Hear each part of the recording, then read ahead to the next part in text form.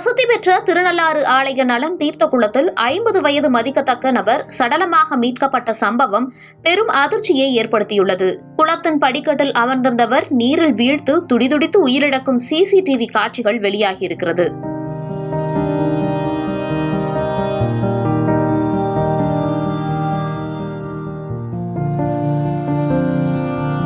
காரைக்கால் மாவட்டத்தில் உள்ள உலக பிரசித்தி பெற்ற திருநள்ளாறு கோயிலில் சாமி தரிசனம் செய்ய பல்வேறு இடங்களில் இருந்தும் தினந்தோறும் ஆயிரக்கணக்கான பக்தர்கள் வருகை தருகின்றனர். முக்கியமாக பக்தர்கள் தோஷம் நீங்க திருநள்ளாறில் உள்ள நலன் தீர்த்த குளத்தில் புனித நீராடி வருவது வழக்கமாக இருக்கிறது.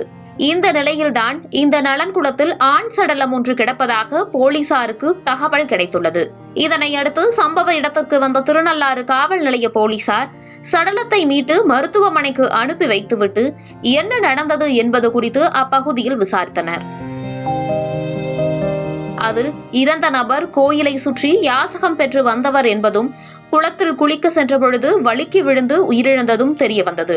கடந்த சில தினங்களாக குளத்தின் படிகளில் பாசி படிந்து பக்தர்கள் வழுக்கி விழும் சூழல் இருந்து வந்த நிலையில் குளிக்க சென்ற நபர் வழுக்கி விழுந்துள்ளார்.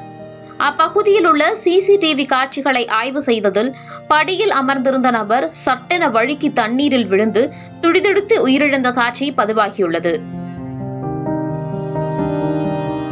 இந்த நிலையில் சம்பவம் தொடர்பாக போலீசார் மேலும் விசாரித்து வருகின்றனர். இப்போது கோடை விடுமுறை என்பதால் குளங்கள், ஏரி மற்றும் கிணறு போன்ற நீர்நிலைகளில் பிள்ளைகள் சென்று குளிக்கக்கூடும். இதனால் பெற்றோர்கள் எச்சரிக்கையோடு இருப்பதோடு நீச்சல் தெரியாதவர்களை கண்காணிப்பதும் அவசியமாகிறது. கல்குவாரி, ஏரி போன்ற நீர்நிலைகளில் குளிப்பது ஆபத்தானது என்பதால் இதுபோன்ற பகுதிகளில் குளிப்பதை தவிர்ப்பதே நல்லது. நீச்சல் கற்க ஆசைப்பட்டால் சிறுவர்களோடு செல்லாமல் நன்றாக நீச்சல் பழகியவர் அல்லது பெற்றோர் உதவியோடு செல்வதே சிறந்ததாக இருக்கும். இதனால் கோடை விடுமுறை காலத்தில் பிள்ளைகள் கொண்டாட்ட மனநிலையில் இருப்பார்கள் என்பதால் பெற்றோர் எச்சரிக்கையாக இருப்பதும் அவசியமாகிறது.